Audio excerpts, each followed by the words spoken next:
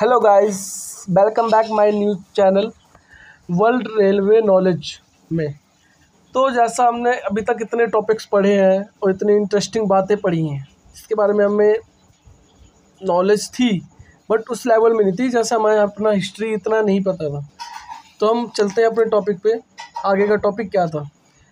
तो गाइस, जैसा हम जानते हैं कि हमारा अगला टॉपिक है रेलवे का रैपिड ट्रांजिट और उसके बाद का विकास।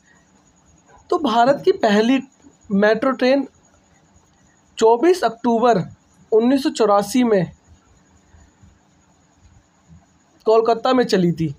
कोलकाता मेट्रो ट्रेन देश में रैपिड ट्रांजिट लाइन थी। 1986 में नई दिल्ली में आरक्षण की शुरुआत की गई थी, जिसमें शताब्दी एक्सप्रेस भारत की सबसे तेज ट्रेन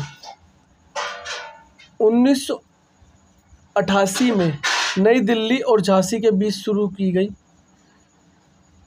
लाइन के बाद भोपाल तक बढ़ा दिया गया। 1990 में पहली self printed ticket machine SPTM नई दिल्ली में पेश की गई। कौन सी? जो हम आज लेते हैं काउंटर से टिकट, वो कब आई थी? 1990 में आई थी पहले नई दिल्ली में। 1993 में वातानुकूलित 3 स्तरीय कोच, एक स्लीपर क्लास द्वितीय श्रेणी में अलग की शुरुआत की गई थी।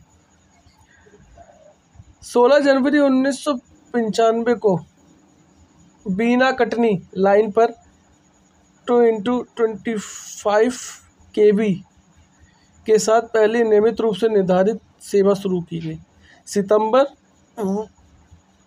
1996 में नई दिल्ली, मुंबई और चेन्नई में आरक्षित की कंसल्ट प्रणाली शुरू की गई।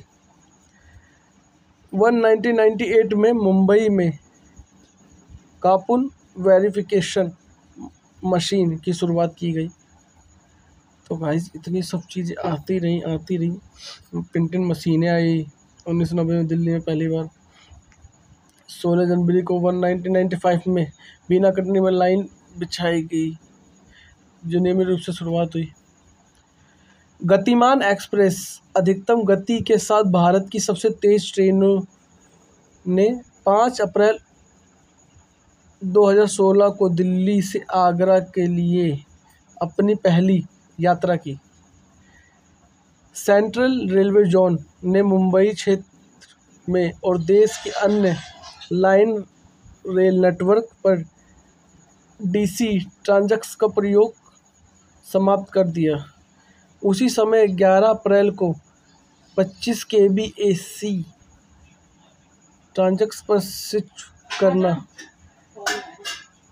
31 मार्च 2017 को IR ने घोषित की कि भारत के पूरे रेल नेटवर्क को 2022 तक विद्युतीकरण किया जाएगा। तो गाइस, इतनी सब चीज़ें हुई इतनी चीज़ों में। तो गाइस, सोचने वाली बात है कि इतनी चीज़ें हुई हमारे देश में, और रेलवे ने कहते हैं कि क्या करा रेलवे, क्या थी क्या नहीं। पर जब हम पढ़ेंगे, हम इतनी नॉलेज लेंगे तो हमें पता चलेगा कि अब कितने सालों से बढ़ता हुआ आ रहा है, अब जाकर वो क्लियर हुआ है, अब जाकर वो इतनी वृद्धि करा है।